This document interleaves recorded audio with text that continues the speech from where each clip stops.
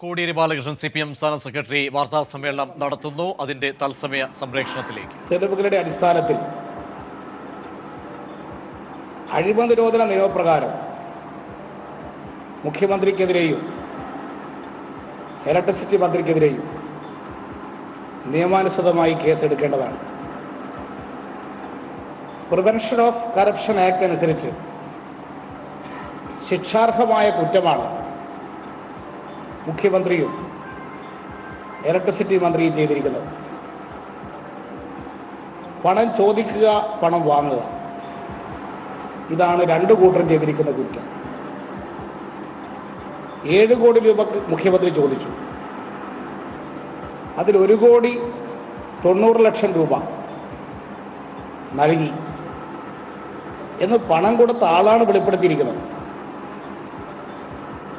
ഇതേ നിലയിൽ തന്നെയാണ് Aryadan Muhammad.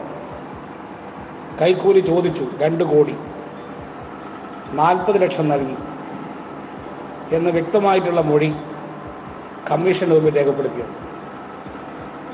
Solar commission 1952 commission of enquiries act അനുസരിച്ചുകൊണ്ട് രൂപീകരിച്ചൊരു കമ്മീഷനാണ്. ഈ കമ്മീഷന് കോടതിയുടെ എല്ലാ അധികാരങ്ങളുമുണ്ട്. കോടതിയിൽ കൊടുക്കുന്നൊരു മൊഴിക്ക് സമാനമാണ് ഈ കമ്മീഷൻ കൊടുക്കുന്ന മൊഴി. കോടതിയിൽ ഇത്തരത്തിലൊരു മൊഴി കൊടുത്താൽ എടുക്കുന്ന നിയമാനുസൃതമായ നടപടി തന്നെയാണ് ഈ കാര്യത്തിൽ സ്വീകരിക്കേണ്ടത് എന്നതുകൊണ്ട് തൃശ്ശൂർ വിജിലൻസ് കോടതി ഇട്ട ഉത്തരവ്, അതിൻ്റെ അടിസ്ഥാനത്തിലുള്ള തുടർ നടപടി ഇനി vigilance and anti corruption bureau സ്വീകരിക്കുകയാണ് വേണ്ടത്. അത്തരത്തിൽ വിജിലൻസിന് പ്രവർത്തിക്കാൻ കഴിയണമെങ്കിൽ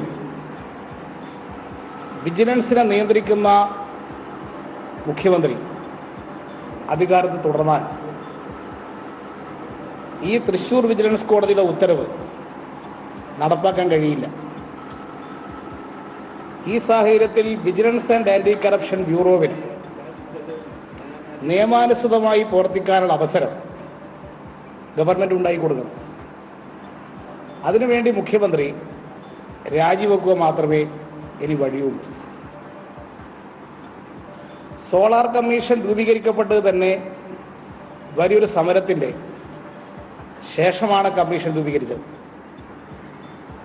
അങ്ങനെ ഒരു ജുഡീഷ്യൽ എൻക്വയറിക്ക് മുഖ്യമന്ത്രി ആദ്യം സന്നദ്ധമായിരുന്നില്ല. നിയമസഭയിൽ ഈ പ്രശ്നം ആദ്യമായിട്ട് അടിയന്തര പ്രമേയ വഴി ഉന്നയിച്ചത്, അതിന് നോട്ടീസ് കൊടുത്തത് ഞാനായിരുന്നു.